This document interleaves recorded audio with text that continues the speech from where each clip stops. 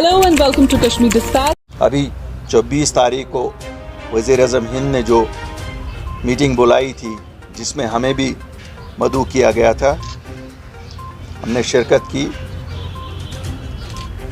लोगों के मसले मसाइल डिस्कस किए, पुरानी रियासत के बारे में बातचीत की, उन मुद्दों पे भी बात की जो हमारे लोगों के दिलों के नज़दीक हैं। इसलिए मैंने मुनासिब समझा कि मैं आप जो हमारे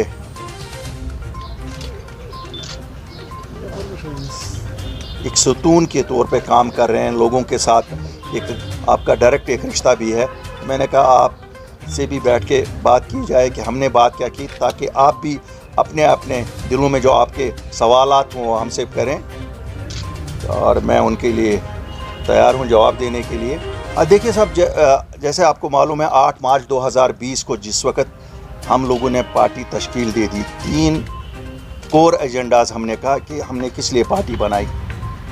एक था कि हमारी जो पहचान, हमारी जो आइडेंटिटी, हमारी जो डिग्निटी 5 अगस्त 2019 को छीन ली गई थी, वो है स्टेटहुड, एक स्टेटहुड को वापस लाने के लिए।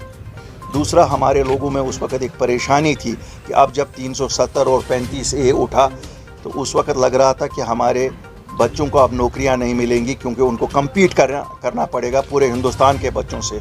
तीसरा था कि हमारी ज़मीनें अब हर एक आके पूरे हिंदुस्तान में से ख़रीद लेगा, तो ये भी एक परेशानी का विषय था। बाकी तो थे ही, डेवलपमेंट था, इकॉनमी बैठ गई थी, गिरफ़्तार हुए थे, यूथ गिरफ़्तार हुआ था, लीडरान गिरफ़्तार हुए थे। तो जब हम वज़ीर-ए-आज़म हिंद ने जब हमें 14 मार्च को मदऊ किया उनसे मुलाकात के लिए, तो वहाँ पर भी हमने ये चीज़ें उबारी। जो चीज़ें हमने उबारी उसमें पहली बात ये थी कि साहब शकूक है लोगों में कि आपने 370 और 35A को जो रिमूव किया, शायद आप डेमोग्राफिक चेंजेस जम्मू कश्मीर में करना चाहते हैं। आपको मालूम है बहुत सारे लोगों में ये शकूक थे।